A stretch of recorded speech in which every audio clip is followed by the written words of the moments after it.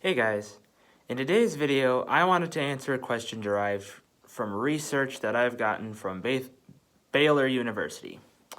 It goes towards the topic of peace and war.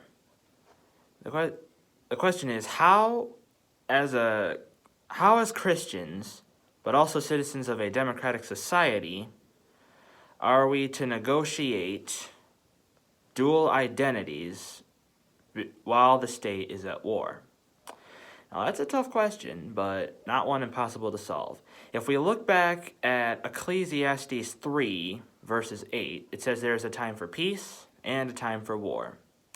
Now, generally as Christians, we tend to look more toward the peaceful side of things.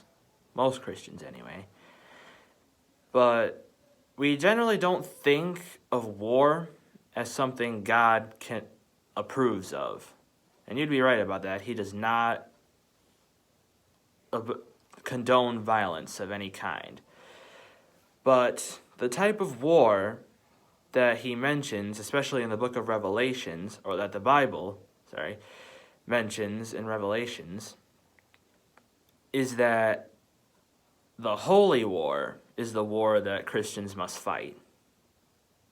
Now, the main reasoning behind this is that the war is spiritual.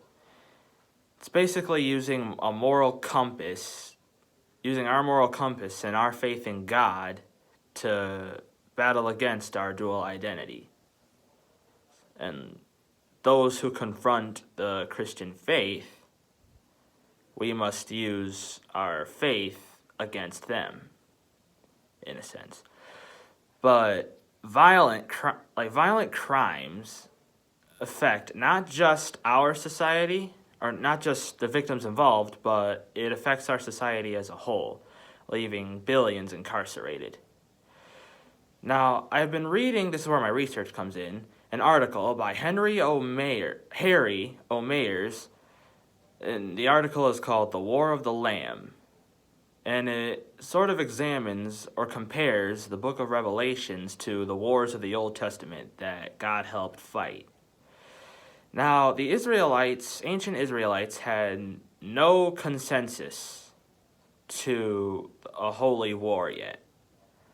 Their idea was basically pretty solid. It was either war or pacifism. But Revelations, while compared to that, co-examines the holy war as it co-examines the claims of blessings upon a civil order, especially when the society is violent or economically exploitive. For example, Maier notes that it transforms war in a way that finally renounces violence as a means to which God's goals are achieved. And it's a call to arms. Basically what he's saying, it's a call to arms, but without any weapons at all, with seemingly any weapons at all, a faithful testimony is left. So he's saying basically the same thing. It's a spiritual war that we have to fight. And from this research, I would basically say overall that the only way to really fight this war is just basically by using faith. So even in our democratic state, we use moral reasoning as a compass towards our competitors or our dual identities, but also having the state's best interest in mind. So if it came down to violence, try to avoid it as much as possible, but if it has to, it just absolutely has to. I mean, I'm not sure how else to put it, but that's what I got out of the article that I've read. But I think it's true.